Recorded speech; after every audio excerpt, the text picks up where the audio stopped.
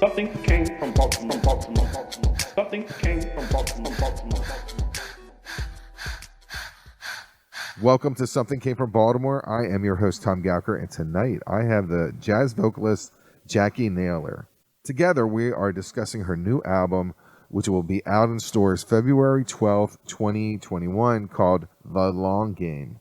The Long Game is another wonderful collection of jazz standards, mashups, and modern rock classics. We talked about The Long Game, home-to-home concerts, her relationship with her partner, For Life and in Music, Art Shu, and we learned more about mashups like this one.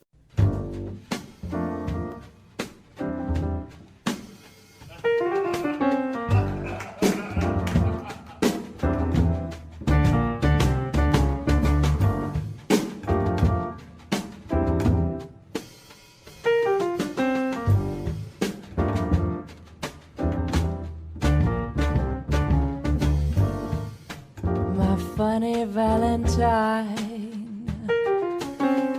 sweet comic Valentine,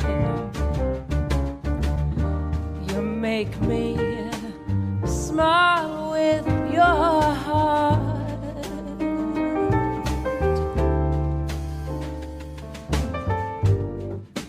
Your looks are laughable, unphotographable, but you're my favorite work of art. Is your figure less than Greek? Is your mouth a little weak? And when you open it to speak, are you smart?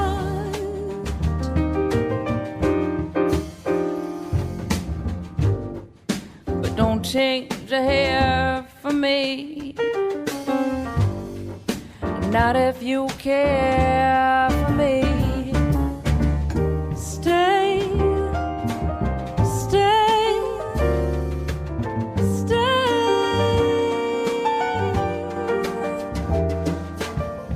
'cause each day is Valentine's Day.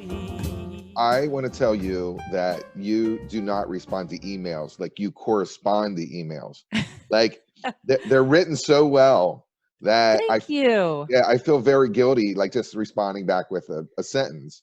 Because Oh no, it's it's funny, especially well, I've kind of always been like that, but especially during the pandemic, I really feel like a lot of why we've been able to do what we're doing with the home concerts is because, I try really hard to have a sense of one-on-one with people in any way I can, right? It's like, to really connect, because we're all like craving for connection, right? So thanks for connecting with me. Yeah, that's great.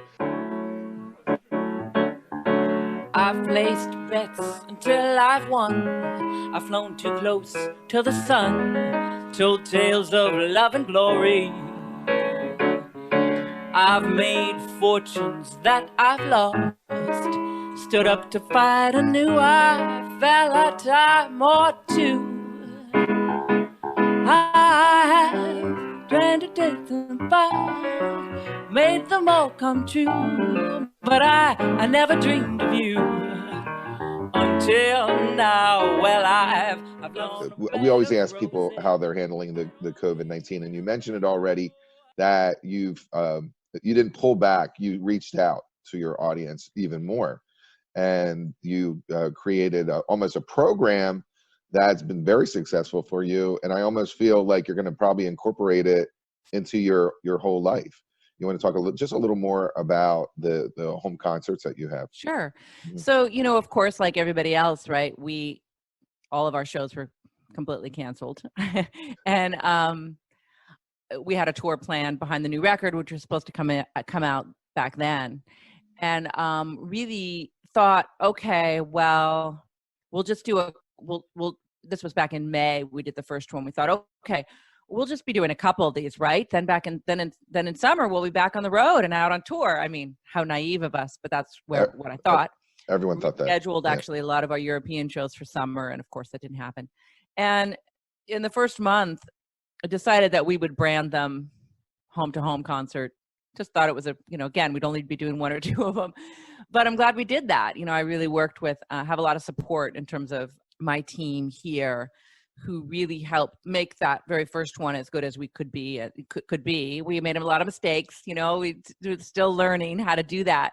And then every month they just kept sort of growing and getting better, and more people were supporting them, both by coming, but also through, we have a photographer that helps us and helps us do the staging each time. And we've got an audio person, Michael Romanowski, my mastering engineer, helps us. So it's been really a incredible sense of community really about that. So when you talk about reaching out, I just was really determined. I've had a long time following of people for, a couple decades actually. And I'm fortunate enough to have very dedicated fans. And so they really, I think they understood, where we were at and have really stepped up to help us. A lot of people become Patreon members, which includes the concert.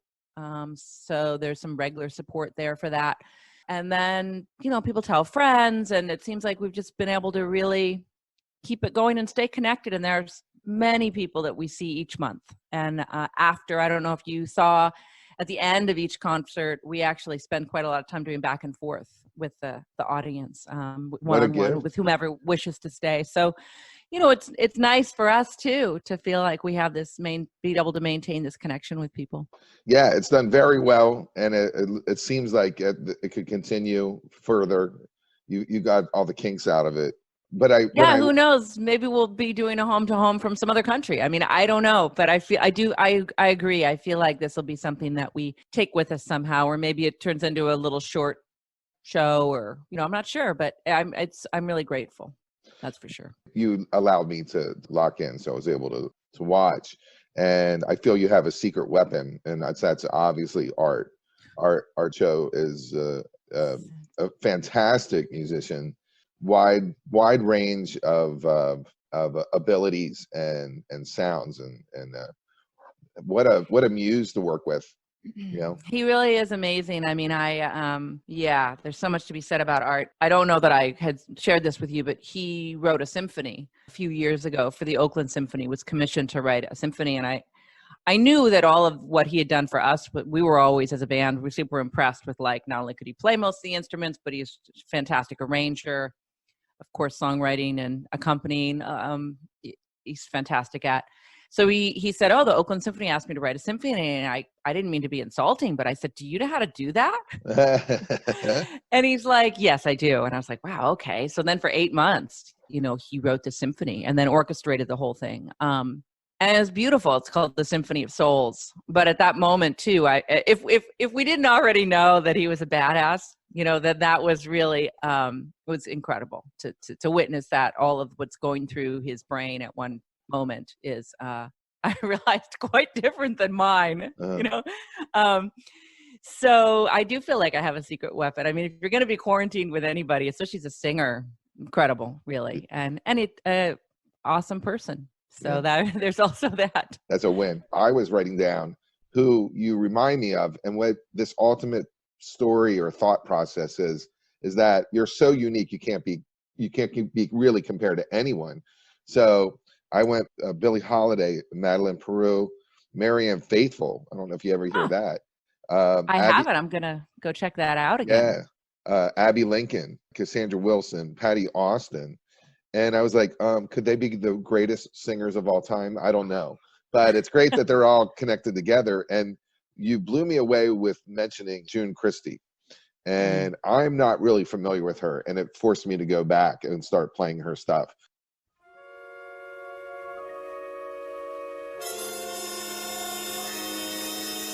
Something cool.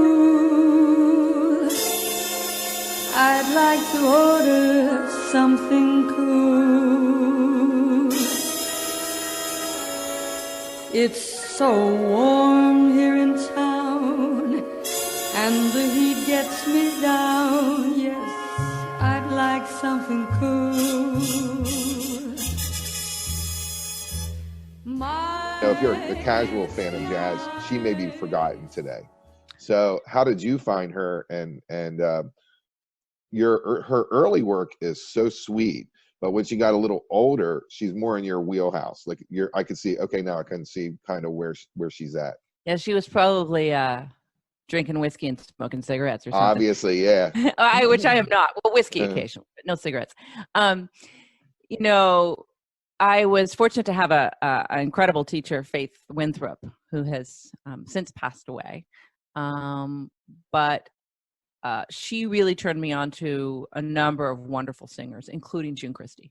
June Christy, Julie London, you know, that kind of for lack of a better way to say it, that kind of California cool sound, not a whole lot of vibrato, very kind of breathy, which I fell in love with immediately when I heard it. And thank you, by the way, for those compliments of those singers. You know, I love all those singers you mentioned, but I feel like the one thing for me that I feel like really connects the singers that I enjoy the most is that they're great storytellers. Mhm. You know, they're really singing the song. I'm not talking about a lot of people that are necessarily scatting or, you know, they may be improvising, but doing so very subtly and musically, of course. That's something that I really learned early on from Faith, from my teacher, but also just, you know, it's the heart of the tune that, you know, people could have all the chops in the world, but if you can't connect and you know, deliver the song in a way that's meaningful to people, then those things, while impressive and cool, you know, they may not. So a lot of those singers you mentioned, of course, I think they're wonderful singers, but also I think they're very good at connecting through the songs. The album is called The Long Game. And I was looking at your previous albums, and I feel like I have a formula. This is 14 tracks, okay?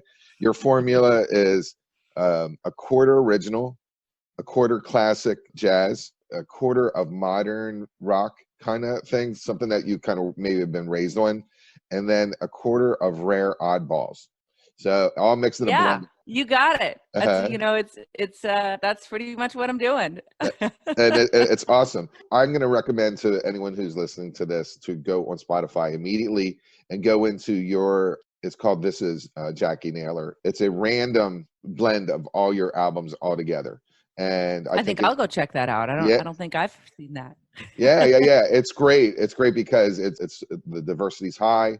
And it just shows a wealth of, check your stuff out. What do you think about? Well, and such a difference. I'm sure you really heard the difference between, you know, those earlier albums, those first two albums that are really primarily standards. My voice was certainly quite different at that time, but also just in terms of not getting to that repertoire the way you just expressed it. You know, that is really, I wouldn't say it's a formula necessarily, but it's what I like to do in terms of mixing and delivering stuff. So once we started writing tunes and doing the acoustic smashing, and then I think that there's such a difference between that once you get to album 3, you know, and album 1 and 2. So thanks for hearing all those things, you know. Sure. We're going to get into it's 14 tracks on this album. The first one that we're going to talk about is the Coldplay beautiful song about codependency. I love this song. I'm a codependent. I went to Codependence Anonymous for years. Yeah. It's not a fun thing. And when I hear this song, when it first came out, I went, oh, this is like our theme song for a codependent. And I will fix you. Like you're going to. Yeah. It's like, good luck with that. Yeah. Broken soul. Yeah. That's why I'm single right now, because it's so much easier to take care of myself than try to take care of someone else. You're like, that's a full-time job, just taking care of oneself. Oh yeah. And they're not, you pick the most wounded soul and try to help it. And it just doesn't work out. That's what that song means to me. So what does this song mean to you? And it makes perfectly sense that you would add this to your collection. And the question really is, what took you so long? Like, this is a total song for you. Oh gosh, I know. I just love it. I love singing it. And I love the arrangement that Art did with it. Fix You is of course, an incredible tune on its own. The tune that Art is playing underneath it is It Never Entered My Mind. While we have done this smashing with up tunes before, where we're putting two tunes from different genres together, the band is playing one tune and I'm singing another song over it, we had not ever done that with a ballad before. So this was the first time we've ever done that with a ballad. And it's a pretty subtle smash. I mean, I don't know that one would, unless one really knows, unless a real avid jazz fan knows that it never entered my mind. But it was quite intentional. And I think the two work nicely together in terms of bringing out kind of the compassionate part of dysfunction. I don't know if that's, I don't know how, that's what I was sort of aiming for. So what it means to me is how much we may long to try and fix someone. It's not rational and it's codependent, as you say, and yet that sense of wanting so much to help someone is really what comes out for me. And so when I sing that song, that's what I'm trying to convey. Like we've done it a few times in a live setting, and it's really just that feeling of wanting to let people know that I care about them. Let the audience know that I care about them and that I'm wishing them the very best, and that I wish I could do what hey, wish I could fix you, whatever might be going on with you. So for me, that's what it means to me. And I feel like it never entered my mind. And with that long piano intro, really sets the stage for a different kind of delivery than the Coldplay version, which is what I always aim for, to take tunes and make them our own. When you try your best, but you don't succeed. When you get what you want, but not what you need. When you feel so tired, but you can't sleep. Stuck in rivers. Another song that you would think that, hey, I'm sure you've done this before, but Space Oddity is just a classic. And well, I'll just say this, that it's a song that I've loved for a long time. And of course, the opening lines, ground control to Major Tom. I mean, so many people just end up calling it Major Tom. It's just so I had always loved that line, and I'm also a big Star Trek fan. So for the record, I like movies in space. Interestingly, that tune, the first time we recorded that tune just as a duo was several years back, and just wanted to do it. And Art and I made the tune, and then he passed away like a week later. And what was interesting is that when I was singing that, the first time we recorded it, and I was singing that tune, I really felt like, can you hear me, Major Tom? Can you hear me, Major Tom? That line, I, for whatever reason, really felt like I was singing that to him. How do we reach someone, like that far away, who's passed away? Or, but at the time, of course, I didn't know that he would pass a week later. But since that time, then singing that song has brought on a lot more meaning to me, especially in that moment. And I love singing that line the way it was written, tell my wife I love her very much, it's a great lyric. There's so many great lyrics in there. Ground control to Major Tom.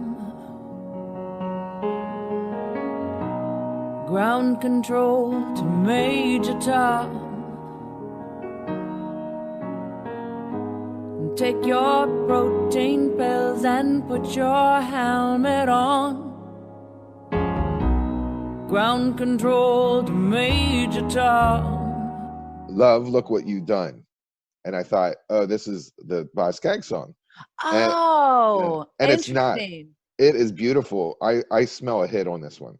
Thank you. It's my favorite tune on the record, so that really touches me. Is this going to be a lead-off single? Because it's fantastic. It is. I really, I do. I just love this tune. And again, I love that counter melody that Art wrote to go with it. The interesting story behind that song is that, and this happens many times when I write a tune, oddly, the lyrics and the melody come at the exact same time. So I just was out walking, and all of a sudden that song came into my head with lyrics and melody, and I sang it into my iPhone, and then I brought it back to Art and had him, make an arrangement, which he did beautifully. And then, but it wasn't until sometime, I had it on my phone for a good year at least before I even played it for him. I was like, I don't know. And he's like, this is a good song. That is so weird. Hearing that.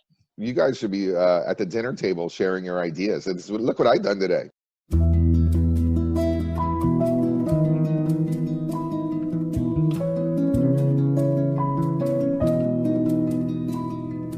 Love, look what you've done. Opened my eyes, I can see clearly. Love had it all wrong. Now that you're here, I know I'll never. We have another original, All My Life. Here I'm going like, oh, this is the Carla Bonoff song, or the, done by Linda Ronstadt. I said, you have to be doing this. And then I listened to it. I was like, oh, okay, we got original going on. And this is another beautiful song. Doing Thank you. Just a little more about that. Yeah, I can say something about that. Oh yeah, All My Life. Yeah, sorry.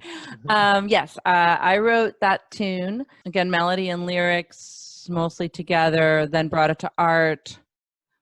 And he helped me write the bridge, I think, as well. So many of these tunes, and those two in particular, are really about art. I mean, I'm always writing songs for him, and he's always hating it, but so many things come from, on this album, really come from sort of my own journey, and All My Life, especially, we ended the album with that. I really wanted to kind of, relationships can be difficult, but if you're determined, and then nothing will, there's that line in there, if you think some silly thing you've done will send me on my way, I'll be standing here with you wanting one more day. Just really about, there's going to be a lot of ups and downs, and if we can continue to help one another work on our own stuff, right? It's a pretty good life. I know who I want is you. All my life, it's you. Thankful to the stars above. All my life for you. When the party is all over and we're no longer new, I'll be standing here, my heart next to you. And that's why the album's called The Long Game. Life is a journey. Obviously, when I look at you've had a story. Your life is a story when you're trying to convey stories, and it is a long game. And it's we're in it until the final breath. So, by the way, I love the album cover too. The album cover. Oh, thank you. I really wanted like a retro 60s vibe. Yeah. I was almost like, oh my God, I wish you had like a little Nancy Wilson bob going on. Oh, that would have been really cool. I would be like, or Judy London, Julie London. Yeah, I could see that too. If we had album, racks, that would pop out. That would be a pop out album. Yeah. That's the idea. The no album, more racks anymore. I used to say I was when there were racks, I was going to write a song called Jim Neighbor is My Neighbor. Yeah, because I was always in the racks right after it. That's kind of funny. It is weird how many albums he recorded, and I don't know who has them, but they're out there. They're out there. Yeah. There was a genre called easy listening. I had to explain it to someone before. Oh, that's so funny. Yeah, I said there was a genre called easy listening. The Carpenters were there, and blah blah blah. They're like, "What are you talking about?" I said, "It's easy listening." Well, and it's weird how, I mean, obviously this is a longer conversation, but it's interesting to me how vocals kind of rolled into, there was this sort of moment, like you're saying, there's easy listening, and some jazz vocals even, or cabaret vocals would kind of make it into this easy listening section, along with like the Little River Band or something. It's kind of a weird time. Very, very illogical. Someone was making a statement when they like Tower Records or whatever, and they'll say, "Oh, we're going to throw them there." Yeah. Pablo Cruz. Yeah. Like now you can turn around and put them into yacht rock.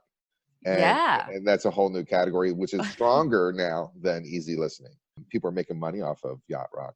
So maybe we'll redo a yacht rock. I'll consult with you. We'll redo some yacht rock songs. Oh my God.